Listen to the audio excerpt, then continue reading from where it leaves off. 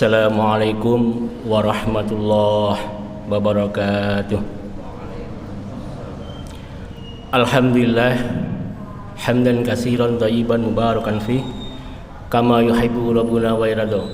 Asyhadu an la ilaha illallah wahdahu la syarikalah wa asyhadu anna Muhammadan abduhu wa rasuluh. Allahumma shalli wa sallim wa barik ala Muhammadin wa ala alihi wa ashabihi wa man tabi'ahum bi ihsanin illa yaumiddin. Hadirin jamaah sholat subuh yang dirahmati Allah, kembali melanjutkan tadabbur kita dari surat Al-Bayyinah. Kami selalu telah sampai pada ayat yang ketiga. Sekarang masuk ayat yang keempat. Setelah lalu kami sampaikan tentang bahwa orang-orang kafir, ahlul kitab dan Nasrani dan penyembah-penyembah Tuhan lain selain Allah, yaitu kaum musyrikin, tidak mau melepaskan agama, keyakinan mereka sampai datangnya Al-Bayyinah. Apa itu Al-Bayyinah? Yaitu bukti yang nyata. Rasulun minallahi yatlu suhufam mutahharah, yaitu seorang rasul yang yatlu suhufam mutahharah, menyampaikan atau membacakan mutahharah, suhufam mutahharah, yaitu lembaran-lembaran yang disucikan, yaitu Al-Quran. Suci itu mempunyai tiga aspek, yaitu indah, benar, dan baik. Benar isinya, bahasanya, susunya indah, dan baik bagi orang yang mengikutinya. Sehingga suci itu benar, indah, dan dampak mengikutinya adalah suatu kebaikan. Itulah Al-Quranul Karim. Fiha kutubun qayyimah, di dalamnya ada kitab-kitab yang lurus. Kutubun itu jamak dari kitabun, yaitu kitab-kitab ketentuan Allah yang qayyimah, yang sempurna.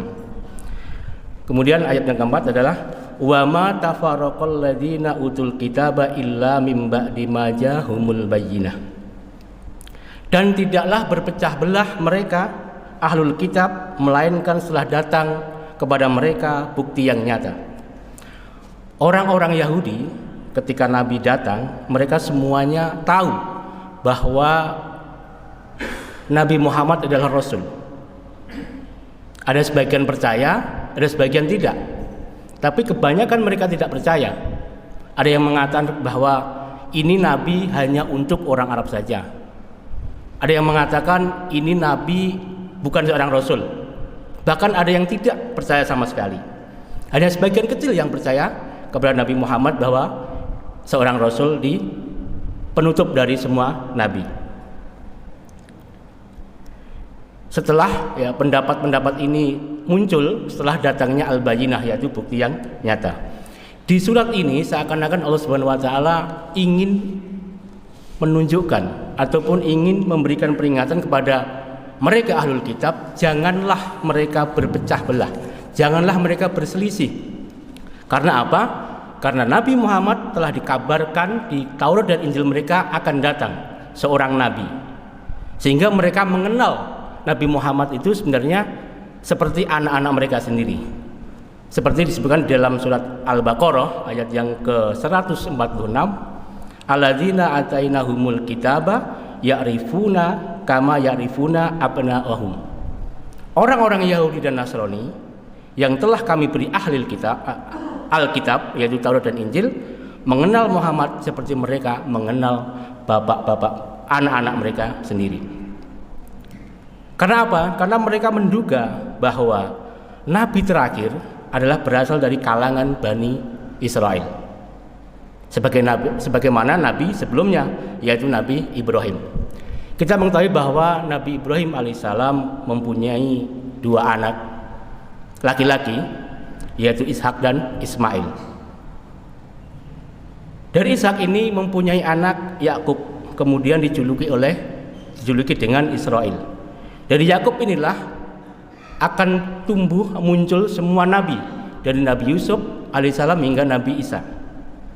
Kemudian dari Nabi Ismail, dari Nabi Ismail hanya turun satu nabi, yaitu Nabi Muhammad Shallallahu Alaihi Wasallam. Inilah yang mereka tolak. Karena apa? Nabi yang mereka harapkan ternyata bukan keturunan dari Nabi, bukan dari keturunan Israel. Inilah yang membuat mereka dengki, hasad, sehingga tidak mau menerima Nabi Muhammad sebagai Nabi terakhir. Inilah ya yang jelas nyata yang disebabkan oleh kedengkian mereka. Wa ma umiru illa liya'budullaha mukhlishina lahuddin hunafa wa yaqimus sholata wa yutuz zakata wa dzalika dinul qayyimah. Padahal mereka hanya diperintah untuk menyembah Allah dengan ikhlas, mentaatinya semata-mata karena agama yang lurus, dan mendirikan sholat dan menunaikan zakat. Itulah dinul qayyimah, agama yang lurus. Sebenarnya ayat ini sudah satu paket, sebuah keikhlasan kepada Allah Subhanahu wa taala. Tapi sering kita ketemukan bahwa ayat sholat dan zakat itu selalu bergandengan. Sehingga dirikanlah sholat, tunaikan zakat itu selalu beriringan di dalam setiap ayat Al-Quran. Ini lambangnya apa?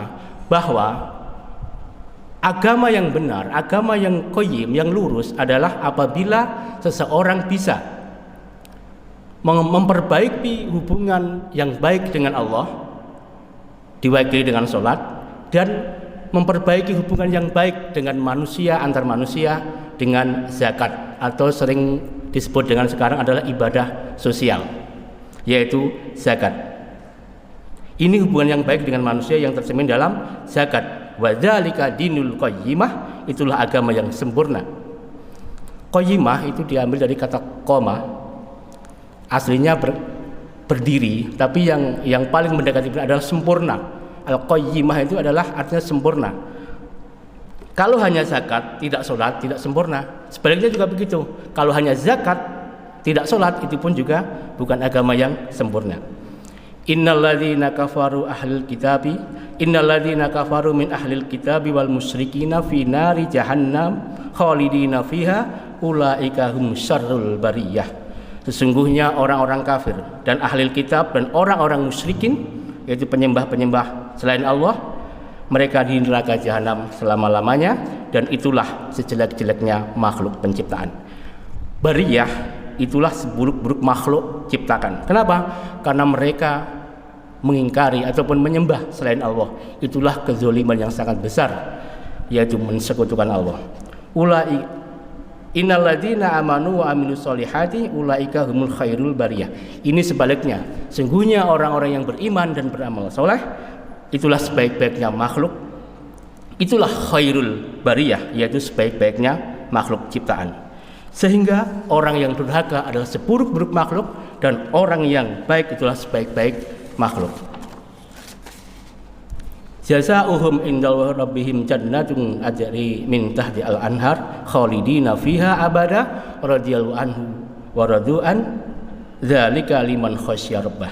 Balasan mereka di sisi Tuhan mereka adalah surga Aden yang mengalir di bawahnya sungai-sungai, mereka kekal di dalamnya, sehingga Allah ridho kepada mereka dan mereka pun juga ridho kepada Allah. Allah mencurahkan nikmat kepada mereka sehingga orang-orang yang beriman hidupnya tenang. Kemudian mereka ridho kepada Allah. Apa arti ridho di sini? Mereka menerima semua ketentuan Allah, baik maupun buruk. Itulah sebenarnya tingkat ihsan tertinggi, yaitu menerima apapun keputusan Allah, bahwa semuanya di Allah Subhanahu wa taala. Jamaah yang dirahmati Allah Subhanahu wa taala, sehingga dengan demikian kesimpulan dari semua surat Al-Bayyinah ini, yang pertama adalah kehadiran Nabi Muhammad adalah kebutuhan manusia untuk meneluskan dari kesyirikan kepada akidah yang lurus, kepada tauhid yang benar, dan memberi hudan, yaitu memberi petunjuk kepada manusia. Inti dari Islam yang pertama adalah ikhlas. Ikhlas adalah seperti perkataan seorang ulama besar, yaitu Imam Ghazali, bahwa manusia itu semuanya hakikatnya mati kecuali orang yang berilmu. Orang yang berilmu hakikatnya tidur kecuali orang yang mengamalkan ilmunya, dan orang yang mengamalkan ilmunya hakikatnya dia tertipu kecuali orang-orang yang ikhlas. Yang terakhir, beragama yang benar adalah apabila seseorang bisa memperbaiki hubungan yang baik dengan Allah yang diwakili dengan ibadah ritual yaitu sholat, dan yang kedua adalah bagaimana dia memperbaiki hubungan yang baik pada sama manusia yang diwakili dengan zakat yaitu merupakan ibadah sosial. Demikianlah yang bisa kami sampaikan pada subuh ini. Mohon maaf atas segala kekurangan. Bila taufiq wal hidayah. Wassalamualaikum warahmatullahi wabarakatuh.